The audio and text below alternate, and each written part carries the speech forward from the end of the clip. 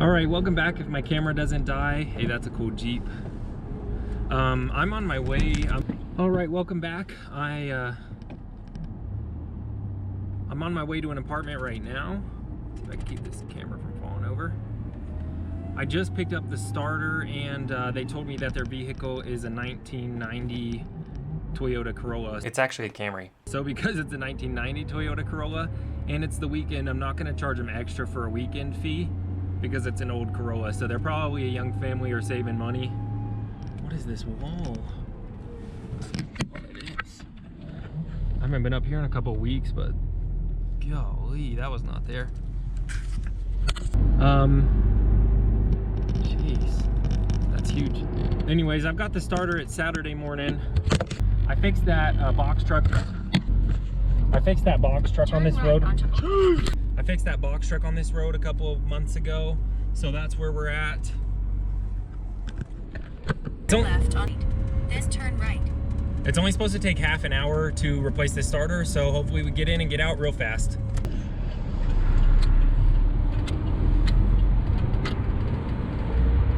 Turn right. Oh, I fixed a car up here before. Oh, this may be the same customer, I don't know. Might be a new one though, let's see.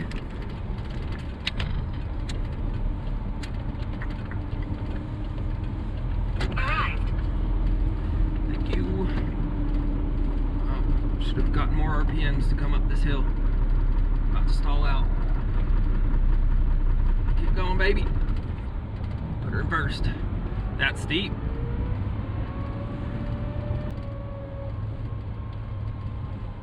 Yay! So I just got up here and I was talking to the customer. He told me that he wanted a new starter in it, so I wasn't even doing a diagnosis. However, I remember him mentioning a tow truck at some point early on in the conversation, but that totally flew over my head. I should have asked him why it was on a tow truck. You know, what were the circumstances that led up to that? That's useful information, but I didn't catch that, and we're going to go ahead and dig in. All right, here we are. All right, so I'm actually pretty familiar with these old Camrys. My brother had an 89 in high school, and that one actually had a blown motor in it, so I didn't work on it too much, but pretty familiar with it.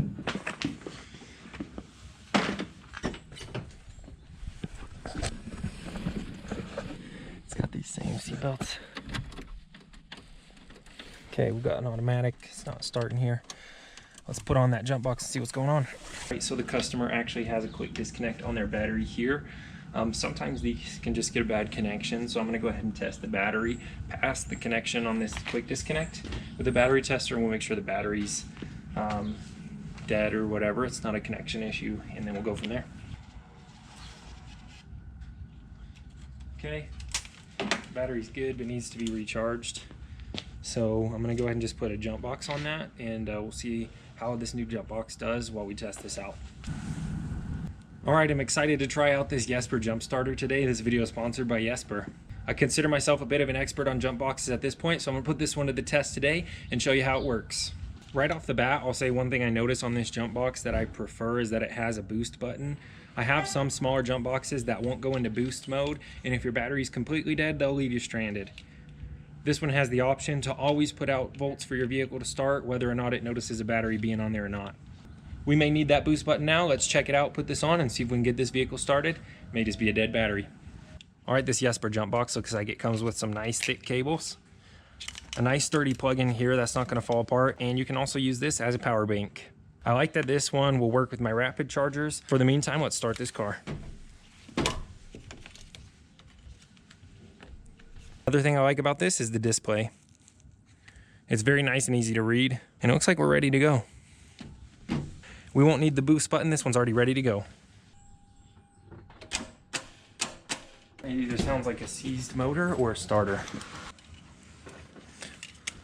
I'll still be needing this at the end, so let's pack this up for now.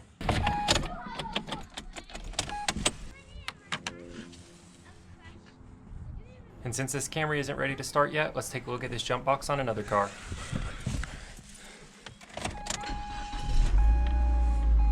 Perfect. All right, I'll say a couple of things. The battery from that car was not just dead, but it was broken, so great that that jump start started it. This one's really high quality and it's a pretty good price, so if you're interested in this, check out the link in the description and let's get back to this. Well, just like in old fashion, when somebody told me their car wouldn't start, I came out here with a few different things, and I already have a starter with me, so I'm not going to need to run across town to go to AutoZone or anywhere and get a new starter. Sometimes I don't bother with that if I'm real close to an AutoZone, but I'm about 10 minutes away, and that's a 20-minute extra round trip I didn't want to deal with today. I've got a starter. Let's go ahead and pull this one out, and the labor time on this starter is actually only half an hour, so this should be real fast. If you take a look right here, here's our starter. We've got one bolt there and probably one hidden under the side somewhere, as well as all these electrical connections I'm going to be careful with. But I've already got the new starter with me, so I'll be able to look at this and okay, here is our new starter. Maybe it's just been on the shelf for a long time. That doesn't really look like it's been installed, but it doesn't really look too new either. But there's only one available in the whole area, and this is that one, so this is the one I'm going to put in today. That's what you get with the 1990 though. Even the parts get old. I don't want to set that down. I think it's just, everything's so nice going on under here. Yeah, 2 bolts, 2 connectors here. Fast, let's do it. Let's keep that dust out of the transmission for you. Throttle cable running through close. Probably not in the way. Big old glare from the sun here.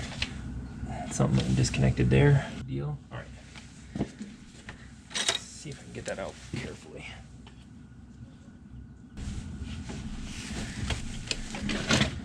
And disconnect the battery.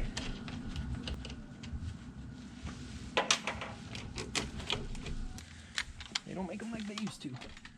You all know. Love for old cars. All right, so pretty quickly with a couple of different tools, I was able to get those starter bolts loosened up and then get them all the way out by hand. All right, I just got those connectors off real quick, and this should just slide through here. All right, there's the starter. Took probably about 10 minutes to get it out, so perfect.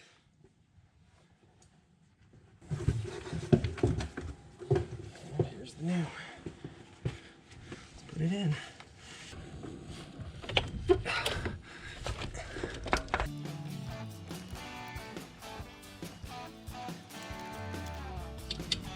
So I actually remembered about this time that I didn't even check to see if the motor was seized. I'm putting stuff back together and it only took a little bit of time, but I'm always a little confused when the customer doesn't want to pay a diagnosis. What would you guys do? Let me know in the comments down below, because it's like the 3rd time in a month that the customers just wanted me to replace something without actually doing a diagnosis, and I'm not quite sure how to proceed with that. Well, I got those connectors back on real quick. Let's go ahead and just get those bolts in and see if this will start. Here's the weapon of choice for getting that nut on.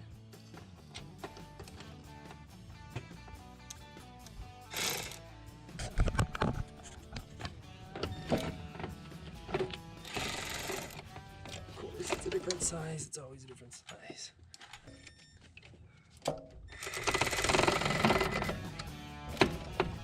Normally tighten this one by hand. Good enough. Tighten on easy.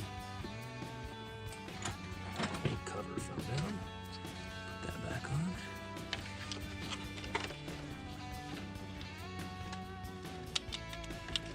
on. Like so. When I took the starter out, I actually had a really hard time unloosening either of the bolts by hand. That's why I did a time lapse, because it actually took a long time. So this actually was able to put in really fast for the new one. I just screwed those down by hand really fast and it was a lot better.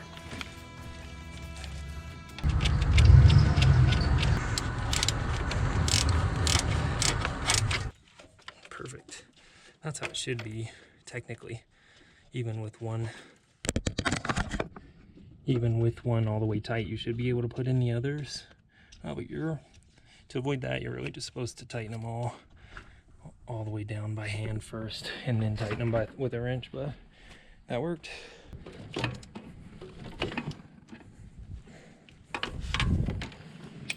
That should be it. Bruh, spoiler, that's not it.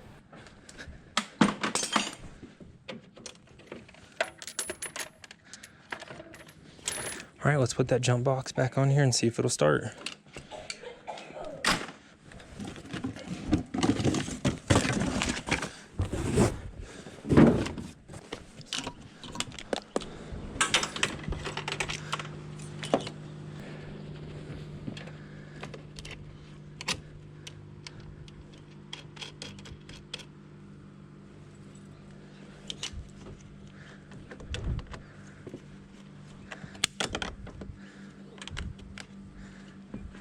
Ready to go.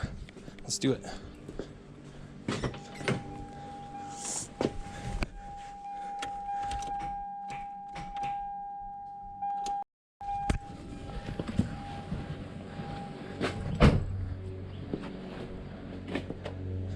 So do we have a seized motor then? I was gonna check that.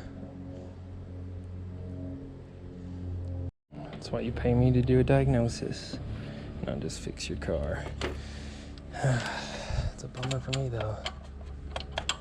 So I'm guessing this has got something seized on it then.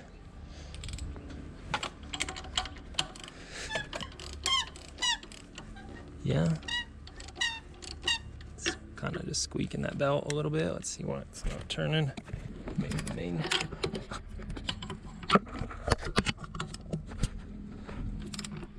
Crank seized. Not really spinning. I'm going to put a wrench on that, but belt's turning the other accessories, but not the crank. And funny enough, the only other 1990 Toyota I mentioned that I was familiar with died of a seized engine too.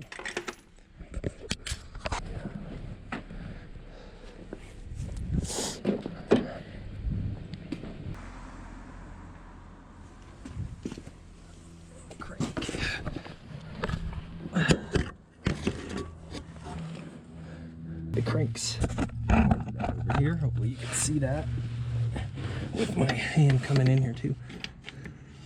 This should spin, and it shouldn't take much to spin it.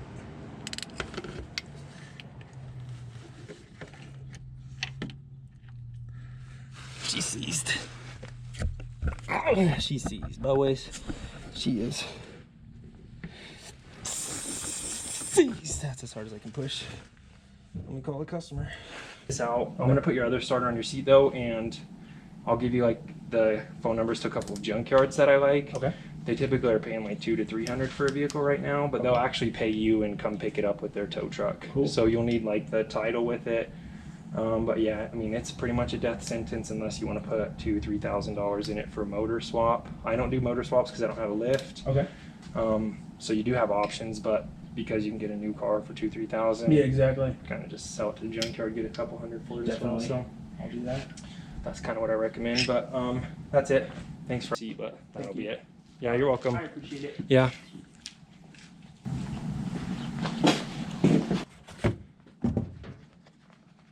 Okay, bummer.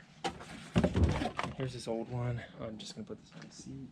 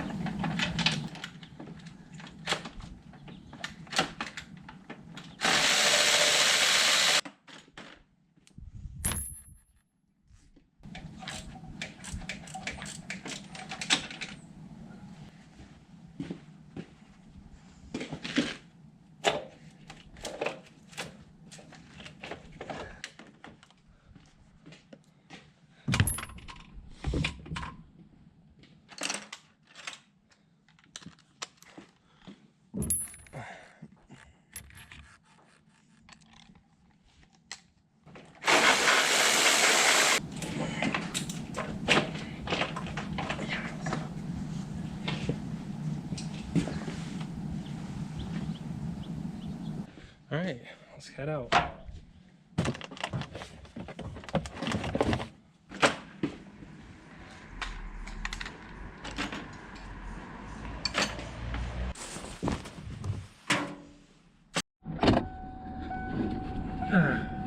Sometimes you get burned.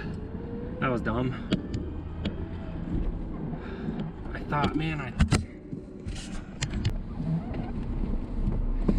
really thought about checking for a seized motor at the beginning too, but he wasn't paying me for a diagnosis, so